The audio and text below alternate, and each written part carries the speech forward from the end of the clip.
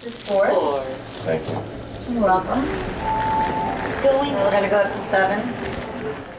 Have you ever wondered what's on the walls of the masterpiece floor at Tiffany's?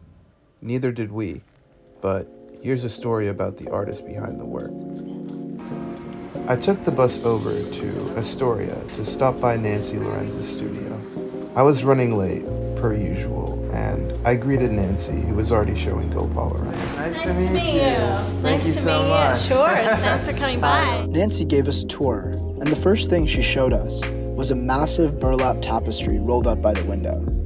Nancy was commissioned to make 4 of these banners for the Basilica di Santa Maria, Rome's Church of the Artists. Nancy made history as the first American to adorn the church with her artwork. Paint and gilded metal on burlap, her paintings capture and refract the sunlight flowing in from the Basilica's open dome. Oh, and so here these are. So I made the 4 big pieces, and then I was missing them because they were in Rome, and I had all these scraps. Oh. So I'm making smaller versions of them with the scraps. This was one, and then these are the other variations. The tapestries she showed us were, in a way, her working in reverse. Nancy's paintings often begin as small seeds, growing from the soil of sketches, drawings, and little books. So you can see, And these are all your sketches and your drawings? These are all my sketches. They had different themes. Oh, this one was cool because you could see one page to the next, right? It creates a new painting. I've always loved, pop-up books and stuff. She showed us a scrapbook from Japan, where she lived as a high schooler. It was there she decided to commit her life to art.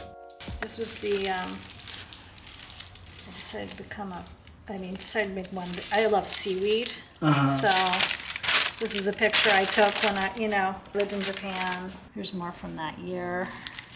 Oh, that's all seaweed. The seaweed. Look, he's kind of tending it. So seaweed between rocks, forgotten tides. So yeah, haiku, a little haiku thrown in there.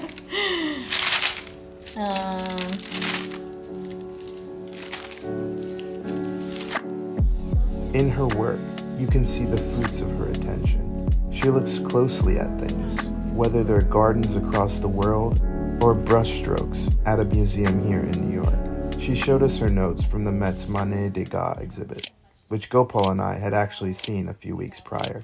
So, in the course of 45 minutes, I don't know, everything influences me. Oh, here, that's this one. I love the woman with the tub.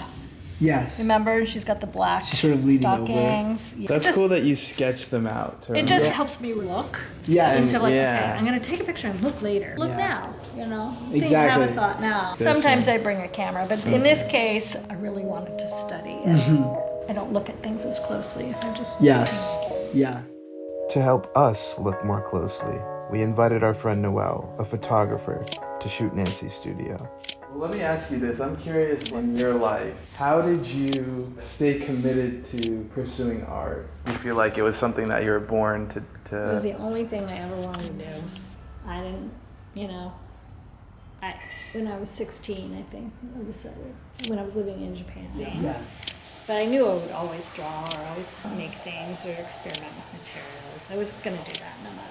I didn't know that I'd actually be able to make a living doing it, so I never lose sight of that. I'm always just so grateful to come here and make things. But it's how I think. If I'm not drawing or making something, I don't feel like I'm actually thinking. Yeah.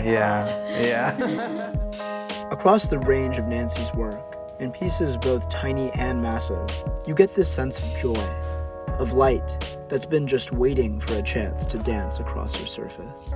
The works on this shelf alone span more than 20 years of making. Nancy builds commissions as a core part of her practice, and she often collaborates with designers like Peter Marino and brands like Dior, Gucci, and Chanel. I can find, I think one of the first ones Oh, wow. was this one. And this is mother of pearl as well. Yeah, there's the That's so camellias, beautiful. which are, the Chanel flower.